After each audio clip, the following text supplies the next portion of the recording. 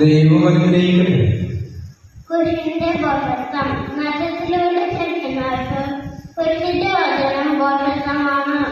രക്ഷയിലൂടെ ചലിക്കുന്ന നമുക്കോ അത് ദൈവത്തിന്റെ ശക്തിയത്രേ. വിജ്ഞാനികളെ വിജ്ഞാനം ഞാൻ നശിപ്പിക്കും, വിവേകികളുടെ വിവേകം ഞാൻ നിസ്ഫലമാക്കും എന്ന് എഴുതിപ്പെട്ടിരിക്കുന്നല്ലോ. വിജ്ഞാനിയുടെ നിയമജ്ഞനയുടെ ഈ യുഗത്തിന് താർക്കികനയുടെ ലോകത്തെ ദൈവം പൊരുത്തമാക്കിയില്ലയോ? ദൈവത്തിന്റെ ജ്ഞാനത്തിൽ ലോകം ലൗകികജ്ഞാനത്താൽ അവിടുത്തെ അറിഞ്ഞില്ല. തന്മൂലം വിശ്വസിക്കുന്നവരെ സുവിശേഷ പ്രസംഗത്തിന്റെ പൊരുത്തം വഴി രക്ഷിക്കാൻ അവിടെ